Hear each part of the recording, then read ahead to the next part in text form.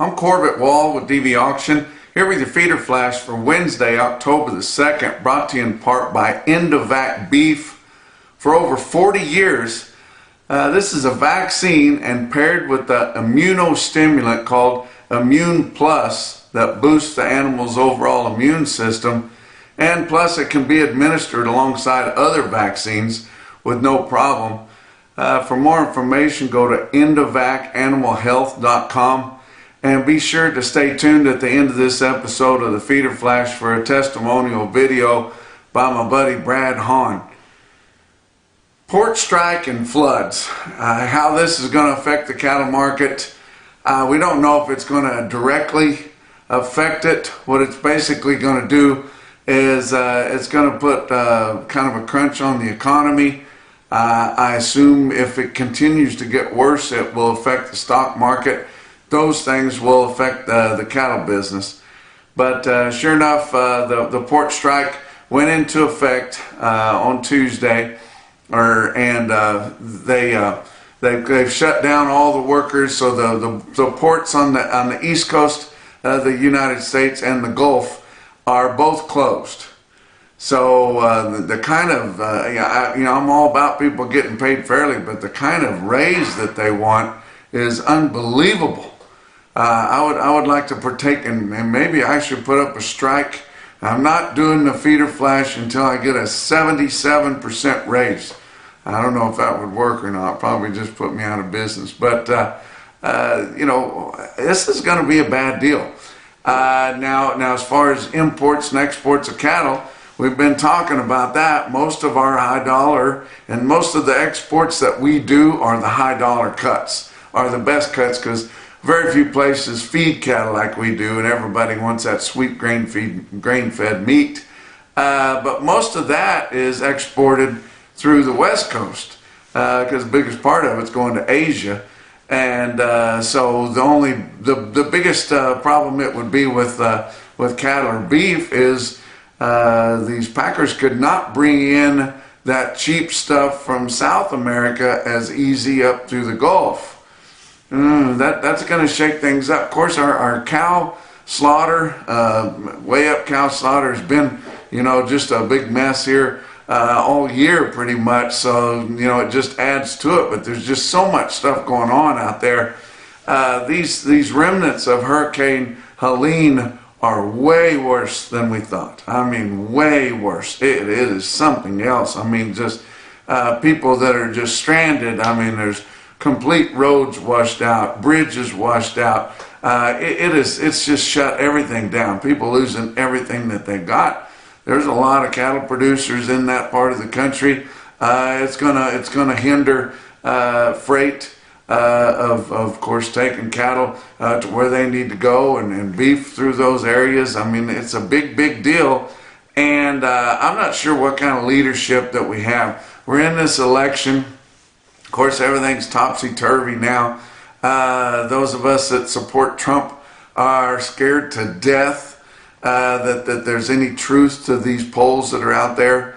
I don't know anybody that's actually in the cattle business or in production of cattle that are in favor of Harris and Walsh. Of course, I get a few that comment on this report whenever I talk about politics, but I'm thinking those are mostly bots.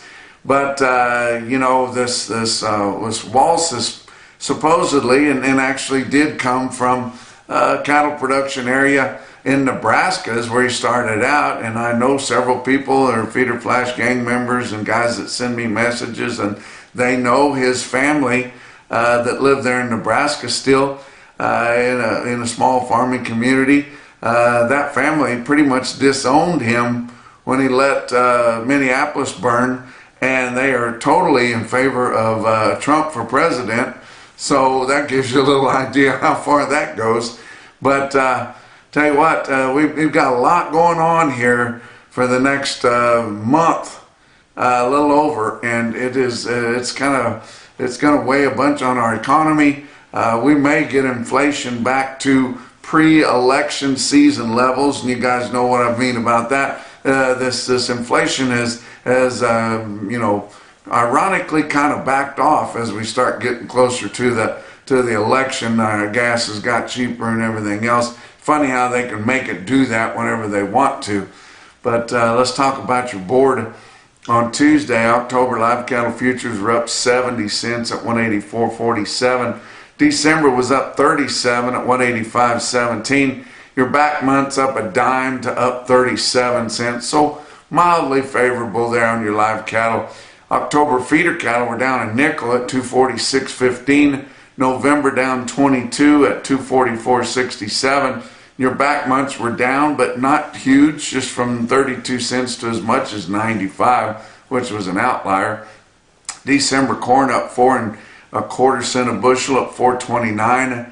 November beans up 1/4 cent at 10.57 1/4. That's probably what it's going to affect more than anything is our exports of grain, guys, because they need all those ports open if we're going to keep that stuff moving.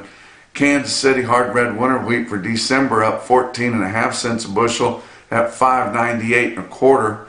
Did not have any direct fat cattle trade so far this week. I'm sure these fat sellers are going to dig in and try to get some more ground. You can't blame them. Got things going your way, you might as well keep it going that way. And whenever we do that, we don't see any trade early in the week. We did have some transparency in the fat cattle market. Imagine that. An auction sale there that has enough fat cattle to make a difference. Stockman's livestock market in Yankton, South Dakota had 1,300 head in overnight, about 2,000 head for the slaughter cattle auction. Conventional fat steers and heifers bring from 180.5 to 185.5, and that was weak to $1.50 cheaper than last week. Program cattle, drug-free or non-implanted cattle going to slaughter, selling from 183.5 to 188.75. Pretty much the same trend from steady to $1.50 cheaper. Several two-way cattle, and we call cattle two-way cattle several times. We call cattle two-way cattle when they can either be turned out on grass some more or turned out on some kind of forage or go into the feedlot. In this instance, we're talking two-way cattle that could either go to slaughter or go back to feed that have a little bit of room in them. And sometimes they think these cattle weighing 13.5 have more room in them because we're taking them to these huge weights now. But these farmer feeders that like to go in there and get those cattle that are just about ripe and then take them on, and they have good luck with that. Sometimes it's hard to get them on feed, but if they've got that figured out, they like to come in there and they like to buy the program cattle, the non-implanted cattle, many times to give them their first implant or the drug-free cattle, and hope to keep those premiums going. But the two-way program cattle sell from 185 to 191. Box beef cutout values higher again, so gaining some ground this week. Choice cuts up 209 at $300.17, and that just sounds better when we're trying to get big prices for cattle to have those choice cutouts over $300. Your select was up 77 cents at $285.30. Slaughter running right on pace, 243,000 for the first 2 days of the week. That was exactly the same as last week, and just 4,000 less than the same week a year ago at this point. Talk about what else is going on. Charolais cattle.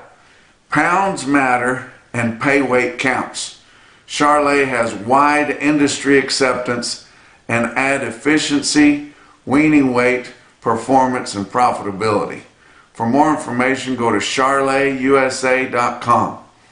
Talk about your feeder cattle market. Your real-time index from DVAuction, based on an 800-pound cash auction steer up through your middle 12 states, figured just like your CME cash feeder cattle index, but all out of sale barns and out of a lot more sale barns than they report with USDA, sitting at 246.59. It was up 31 cents, which was about what it lost on Monday. So running pretty much steady with late last week.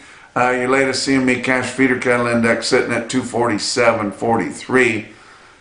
Don't forget Creston Livestock Market in Creston, Iowa. They've got a special all vac calves and yearling sale here today on Wednesday. Going to have 2,000 head, including those Weiss Farms consignment. They got 450 head of yearling steers Going to be weighing from 7.5 all the way up to 900 pounds. Got a lot of nice consignments in there. Don't forget about Creston Livestock Market, Creston, Iowa. You can find them on DVAuction.com. Get a hold of them early, get approved to bid where you can buy some of those cattle. How about Ozarks Regional Stockyard in West Plains, Missouri?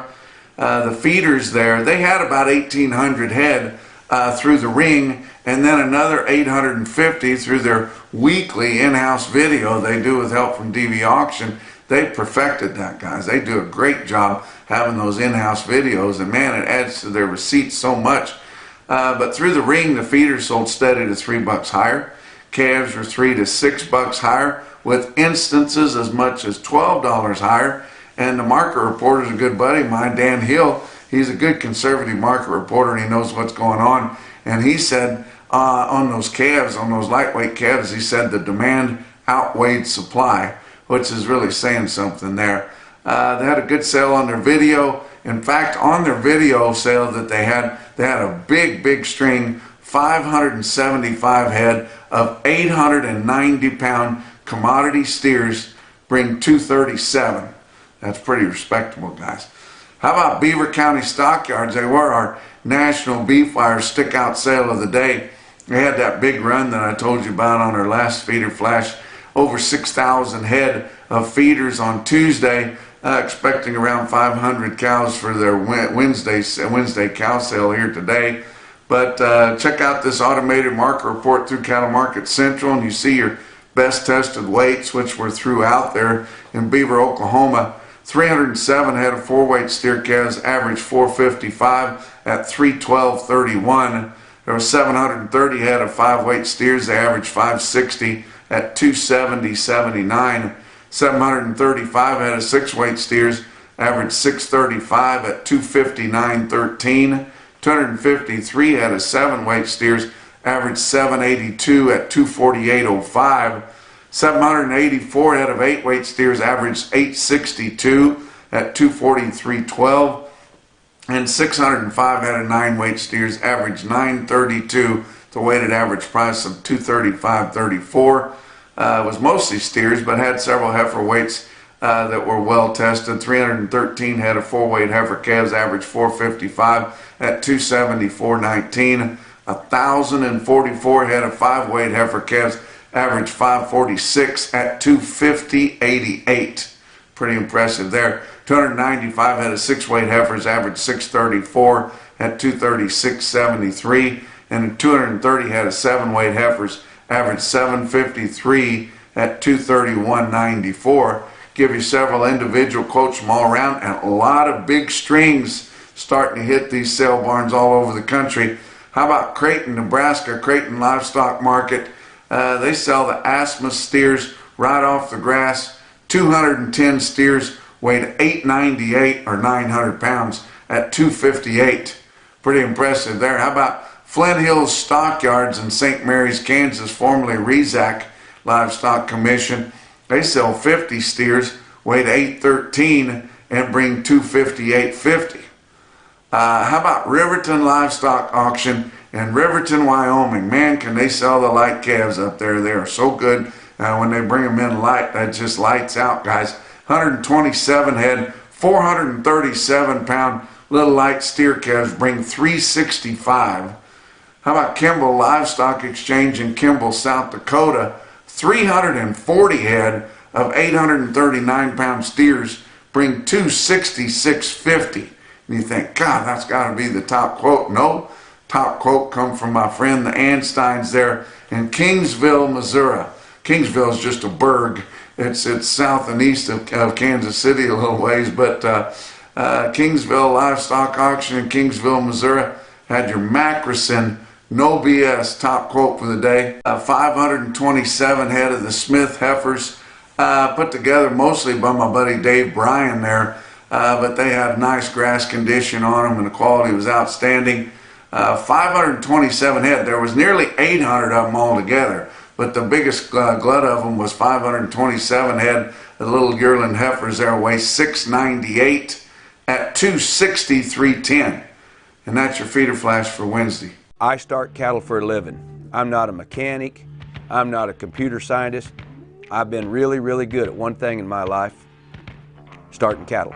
Endovac beef is a game changer for me. I'm going to turn out a little over 2,000 animals. 100% of those calves will have had an Endovac beef. We're implanting them, we're worming them, giving them an Endovac beef, and kicking them out on blue stem. I'm telling you about something that works for my program.